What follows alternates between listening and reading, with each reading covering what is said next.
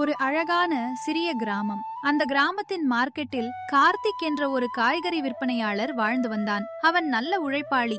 ஆனால் அவனுக்குள் ஒரு சின்ன பேராசையும் இருந்தது. இன்னைக்கு நல்ல காய்கறி எல்லாம் கொண்டு வந்திருக்கேன். இன்னைக்கு நல்ல லாபம் கிடைக்கும் போல இருக்கு.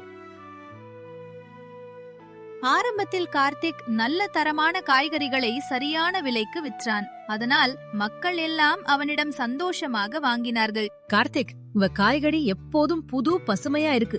நாளை கூட நாங்க உங்க கடைக்கு தான் வருவோம். நன்றி அக்கா, எப்போதும் நல்லதுதான் தருவேன். ஆனால் ஒரு நாள் அந்த மார்க்கெட்டில் ஒரு பெரிய கடை திறந்தது. அங்கே காய்கறிகள் குறைந்த விலைக்கு கிடைத்தது. அங்கிருந்து கம்மி விலைக்கு வாங்கி நான் இங்கே அதிக விலைக்கு வித்தா லாபம் டபுள் ஆகுமே. அந்த நாளிலிருந்து கார்த்திக் விலையை உயர்த்தினான். அதே காய்கறி, ஆனால் விலை மட்டும் அதிகம். என்ன கார்த்திக், நேத்தி விலை இதை விட கம்மிதான் இருந்தது. இன்னைக்கு ஏன் இவ்வளவு உயர்வு? அது மார்க்கெட் ரேட் உயர்ந்திருக்கு, என்ன பண்ண முடியும்? மக்கள் மெதுவாக அவனை சந்தேகமாக பார்க்க ஆரம்பித்தார்கள். ஒருவருக்கொருவர் பேசிக்கொண்டார்கள். இங்க வாங்கறத விட அந்த பெரிய கடையில வாங்கிக்கலாம், அங்க விலை கம்மி. சில நாட்களிலேயே கார்த்திக்கின் கடை வெறிச்சோடியது. காய்கறிகள் பழையன, விற்பனை குறைந்தது. என்ன இது, யாருமே வரலையே, நான் செய்தது தப்பா?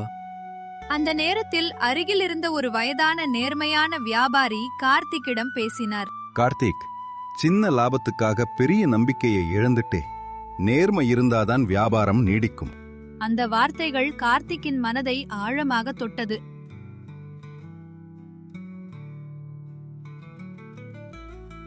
நான் பேராசையால என்னையே நஷ்டப்படுத்திக்கிட்டேன். இனிமே அப்படி இருக்க மாட்டேன். அப்பா, பழைய கார்த்திக் திரும்ப வந்துட்டாரு போல. ஆமா, இப்போ புரிஞ்சுக்கிட்டேன். நேர்மைதான் உண்மையான லாபம். குழந்தைகளே, சின்ன பேராசை பெரிய இழப்பை தரும்.